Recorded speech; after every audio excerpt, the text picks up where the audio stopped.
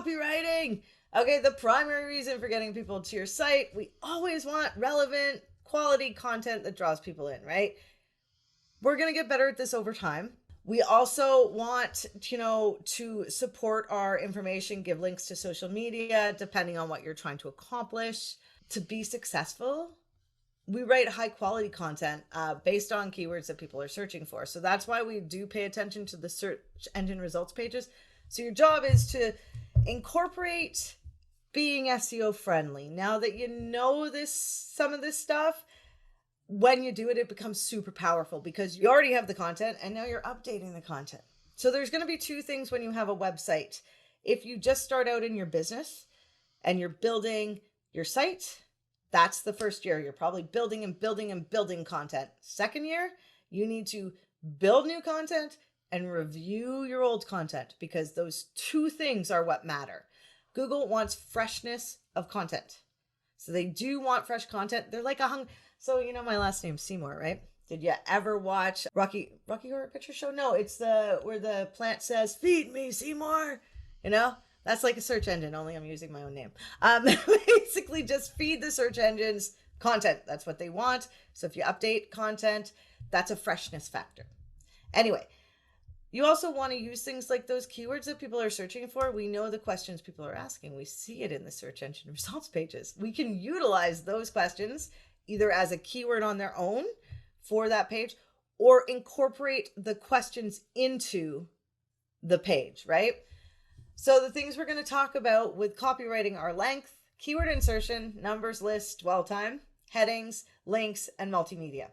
What does good content do? Makes the reader stay on the page. Okay, so good content is a mixture of utility. It provides trust. They begin to trust you. You become an authority in the field you're in. So you're the expert, right? You got to think, who is going to my content? So there was an algorithm update called EAT, right? That's expertise, authority, and trustworthiness. This is what you're trying to build. So you're trying to show people you're an expert, that you have authority, and that you're trustworthy. Well, how do you do that? There are a number of ways. So if you completely satisfy a user, right? Like how many times do you go to, you see something on the search engine results page, you click on it, and it answers all your questions. And you actually sit and read it all.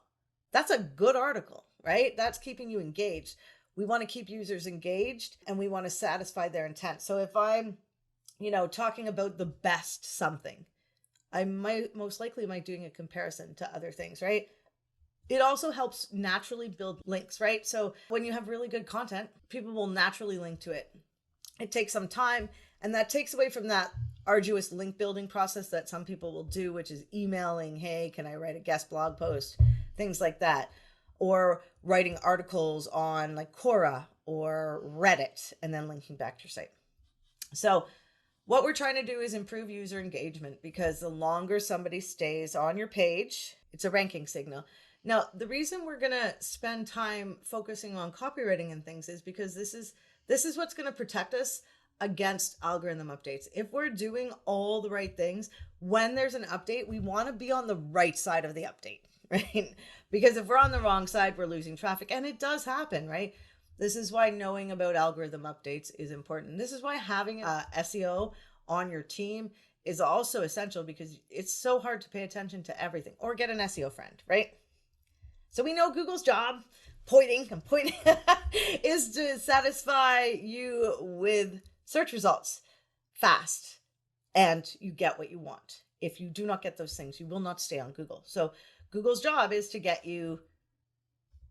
the best results. Your job is to basically write great content. I know, I'm sorry, it is a simple thing about SEO that works for Google using your keyword phrase, and you have to figure out what you need to do to rank. So who's your competition?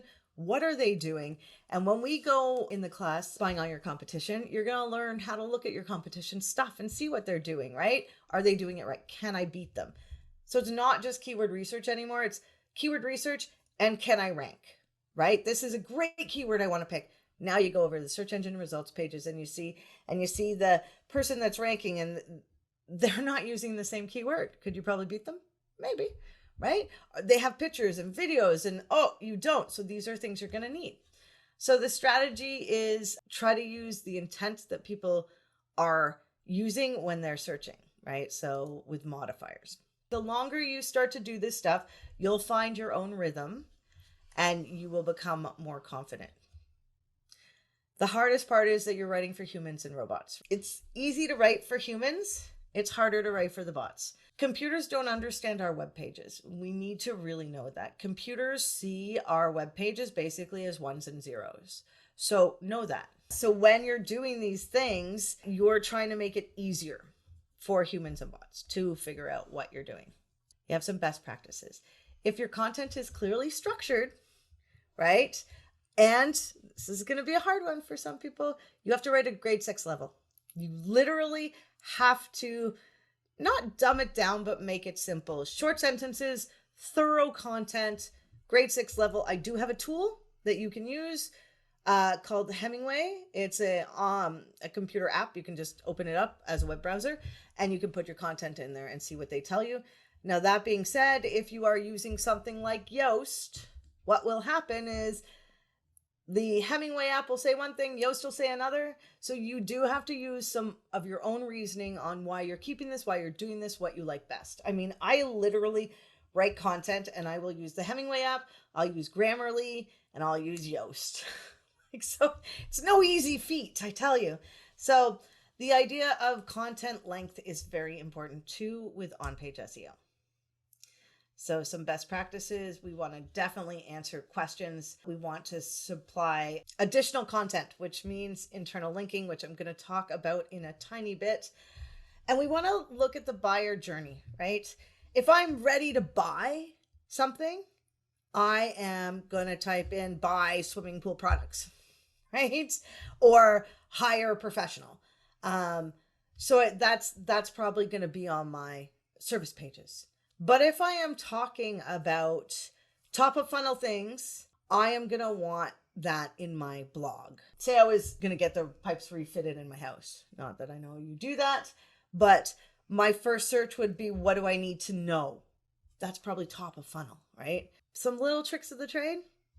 We want to answer fundamental questions using H2 tags. So you have on your blog post, right? You've picked your keyword, you know what it is.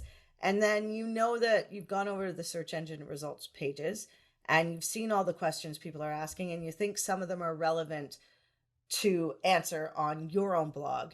And so you're going to write the question as a H2 and then you're going to answer it underneath with regular paragraph text. And the reason you do that is because it helps you show up in the people also ask section. You could actually rank in there. And we know that when people are in there and they get that information, oftentimes they'll click through to the site. There's a lot to do with on-page SEO. However, it can be really fun when you get into it. So your job, remember, is expertise, authoritativeness, and trustworthiness. Now, if we talk about this, so how do you prove you're an expert in your field?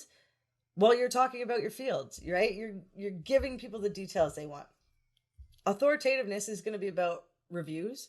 It's also going to be about like supporting points. Like if you're talking about washing machines and there's a component of a washing machine called a jibble jabble, you're going to link to another source that talks more about the jibble jabble. It's a really bad example. I'm sorry.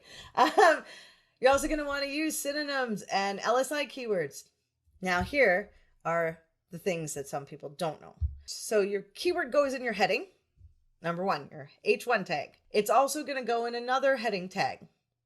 Your keyword's also going to be in the first 100 words of the beginning of your blog post or your page. Why is that? Because that is a signal that this is what the page is about, right? And look at what resonates with you, because you as a user know this stuff. You're just not looking at it.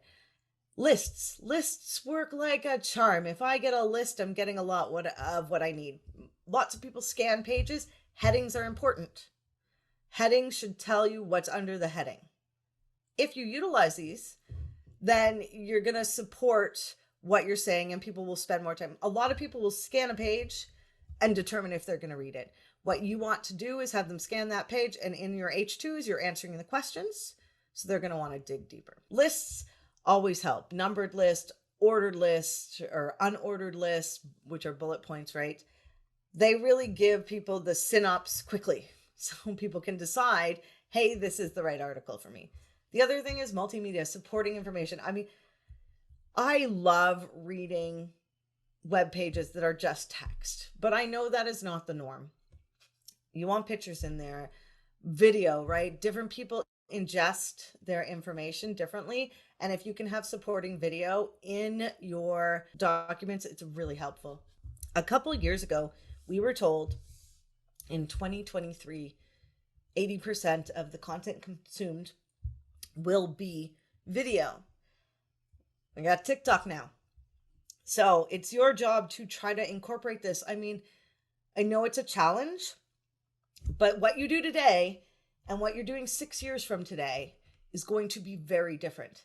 But that's why we start today, so we can be that pro in 6 years. And so a lot of business owners, and you'll probably come up against this as a marketer, will get Yoast and they'll follow all those green lights. They need them all green.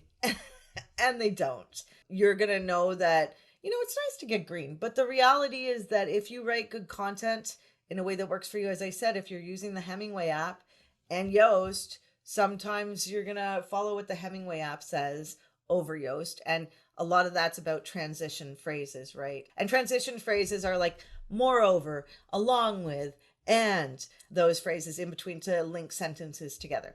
With our strategy for copywriting, we want to match intent. We want to know the questions we're answering. I tell every business owner I talk to, hey, when people ask you questions about what, like when people come in, customers come in, make sure you have a pen and paper at the front desk.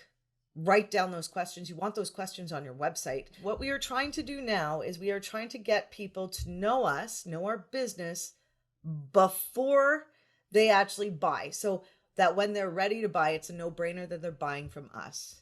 It's a parasocial relationship. They know you, you don't know them, right? And so that's what we're trying to build with our content. We're trying to become the trusted resource. How do we do that? Well, we talk about what we know and we dig into it, and we talk to the people that aren't always necessarily just our customers, but they're actually people in our industry, because those people in our industry will link to us. If I'm a car mechanic and I am talking about the parts of a radiator, that might not be for the average Joe that's coming in to get his radiator fixed, but it would be for the dude down the road that does his own stuff. But he's coming to you and trusting you. And eventually he's like, I don't have time to do this. And then he comes to you and he's buying your products and services because he already trusts you. Now back to keywords. Keywords are super important and they need to show up. If you are doing SEO for a business and they're like, I don't want you to change the content on my site, then you're going to say, okay, here's the best practices. And don't worry, I have a little book you can use. I worked with a franchise company that sold franchising schools around the world. And they didn't want to use the word franchise. So I could update their meta descriptions and titles and URLs because they didn't know where they showed up. But I wasn't allowed to help them optimize their content for the word franchise because they did not want to identify like that. Well, they're not going to get customers that are searching for them using that word, right? It's just not going to happen. So you do have to change your content on your site if you want to do well. You can't just change your meta descriptions, titles, URLs. You want to bring in those secondary keywords, right? Although that's not your main keyword. So when you write, you're going to pick a keyword, but what's going to happen is you're going to rank for many keywords by just picking one and focusing on that. Eventually, so it just gives you this hyper focus, but then Google sees you as a broader category. It's very interesting. And when you write a blog post, whether or not you're doing it today or tomorrow, or you're picking a keyword in the next couple of weeks and you're going to try it or update a page, you're going to start to see that information on Google Search Console, and it will give you this feeling that you're doing something right. Don't forget to use those important questions in your text.